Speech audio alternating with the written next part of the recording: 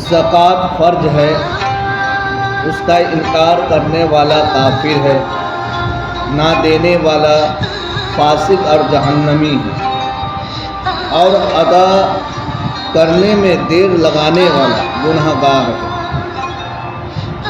نماز کی طرح اس کے بارے میں بہت سی آیت کریمہ اور حدیث پاک آئی ہیں، جن میں زکوٰۃ ادا کرنے کی سختی تاکید کی گئی ہے، اور نہ ادا کرنے والے پر طرح طرح کے دنیا اور آخرت کے عذابوں کا وعدہ بھی فرما لیا گیا۔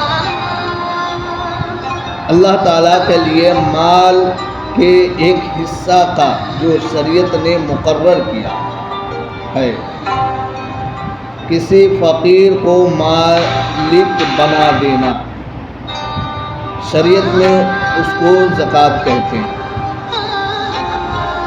زکوٰۃ فرض ہونے کے لیے چند شرط ہیں۔ مسلمان ہونا، یعنی کافر پر زکوٰۃ فرض نہیں ہے۔ بالغ ہونا، یعنی نابالغ پر زکوٰۃ فرض نہیں ہے۔ عقل کا ہونا، یعنی دیوانے پر زکوٰۃ فرض نہیں ہے۔ آزاد ہونا، یعنی غلام پر زکوٰۃ فرض نہیں ہے۔ مالک نصاب ہونا، یعنی جس کے پاس نصاب سے کم مال ہو، اس پر زکوٰۃ فرض نہیں ہے۔ پورے طور پر مالک ہونا، یعنی اس پر قبضہ بھی ہو، تب بھی زکوٰۃ فرض ہے، ورنہ نہیں۔ مثلاً کسی نے اپنا مال زمین میں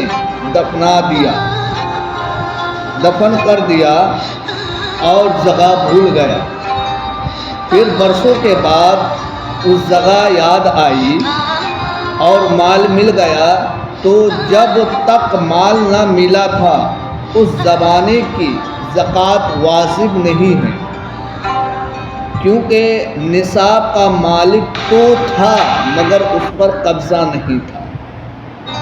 نصاب کا قرض سے فارغ ہونا، یعنی مثلاً کسی کے پاس 1000 روپیہ ہے، 1000 روپیہ ہے، مگر وہ 1000 کا قرض سے فارغ ہونا اور مال قرض سے فارغ نہیں ہے، لہذا اس پر زکوٰۃ نہیں ہے۔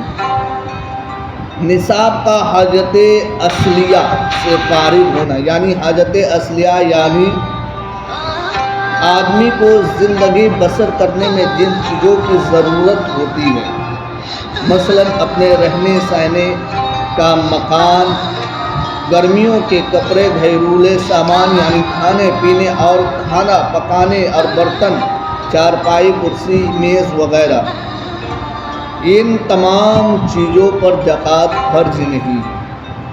ان تمام چیزوں پر زکوٰۃ فرض نہیں ہے، کیونکہ یہ سب مال سامان حاجت اصلیہ سے فارغ نہیں ہے۔ مال نامی یعنی بڑھنے والا مال ہونا، حقیقت یعنی بڑھنے والا مال ہو، جیسے مال تجارت یا جانور، یا حکم بڑھانے والا مال ہو، جیسے سونا، چاندی، اسی لیے پیدا کیے گئے ان سے چیزوں میں جیسے خریدی جائے اور بیچی جائے، تاکہ نفع ہونے سے یہ بڑھتا رہے، لہذا سونا چاندی جس مال میں بھی ہو، زیور کی شکل میں ہو یا دفن ہو، یا ہر حال میں یہ مال نامی ہو، اور ان کی زکوٰۃ نکالنی ضروری ہے۔